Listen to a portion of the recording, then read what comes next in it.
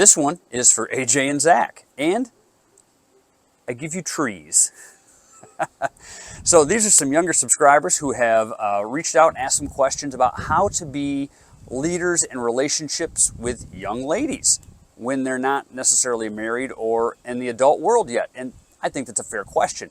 So how do you navigate that and try to lead as a young man in a relationship where you don't really know how to be a leader yet? Yep, I got it. That's a really, really good question. And these are going to pertain to leadership principles that are in business, that are in education, that are, kind of going all over the spectrum. So I think it comes down to simply this: adherence to high standards. So whatever it is. So pick your sport, your business, your job, your relationship, whatever it is, and then think about what is the highest standard that can be set for that position. So if you think about a basketball player, you think about professional basketball players, and think about the best that come to mind. I know it's like Michael Jordan, LeBron James, Kobe Bryant, and others. Are they the best because they broke the rules more frequently? Or are they the best because they operated within the rules at the highest possible level? And I think that applies to just about everything. So if you think about business, the people who are most successful in business aren't the ones who are breaking the rules. They're the ones who are adhering to standards, and the highest standards the most consistently, and operating within those standards. So guys, if you're thinking about relationships with young women, and I know kind of where your background is, the biblical standards are going to be what guide your relationships. So what standards do you need to adhere to?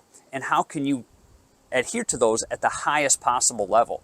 Now, that's not necessarily going to teach you leadership, but it's going to teach you discipline, and it's going to teach you a standard that you should adhere to, that everybody else is going to want you to adhere to, and eventually someday you may have children, and you're going to want your children to adhere to those standards. So if you're going to want your children to adhere to those standards, then you should probably demonstrate those and live into those the best that you can, correct? Absolutely. Somebody once told me, be the leader that you wish you had. And that's a powerful statement. So if you think about, your relationships, or you think about work or jobs or whatever it is, and you think about, man, how could I be the best that I could be? Well, think about the highest, just like I was saying, the highest standard that you can think of, and then be that standard. Because as you are working to become that standard, you're going to stand out. Because not everybody wants to be the best at something. They don't want to achieve the highest. I mean, honestly, as people, we're pretty lazy, right? Yeah, we often kind of fall to our lowest level of training.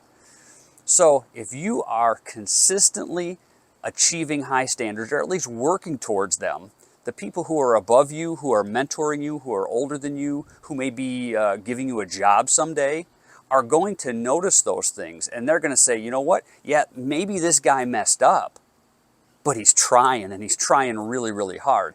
And sometimes that's all employers are looking for. Sometimes as a parent, that's what I'm looking for. I know my kids are going to mess up sometimes. But how do they handle the mess up? Do they own it? Do they deflect? Do they cast blame? I'm looking for somebody who is going to take ownership of their actions and really own what they do. And yeah, if they mess up, own it, but then make it right. And that's where we show success and how we grow, is how we own our mistakes. So guys, I hope this was helpful to you. I hope you've maybe learned something from this. I just posted a video earlier today on my Instagram page. You're going to have to copy and paste it into the browser. But it's from Glen Powell, and he's doing an interview. Glen Powell is the actor from the movie Twisters. He was in Top Gun 2, so you'll recognize him when you see him. And he was talking about how he actually auditioned for the role of Rooster in Top Gun 2. Now, that's not the role he played. He played Hangman, but he had auditioned for Rooster, and he didn't get it, and he was really bummed out about that. So I'm going to let you watch that because it's a great short. It's like 60 seconds long, and he talks about kind of the process that he had to go through mentally and the conversations that he had with Tom Cruise, who was kind of a mentor of his, and what that meant for him. and what perspective that gave him and how his perspective had to change. That was for you. You know who you are. Anyways, so go check that out. It was really great. And, you know, I'm not one that subscribes to a lot of Hollywood wisdom, but this was a personal wisdom story that came out of Hollywood, and there's so many leadership principles that apply there.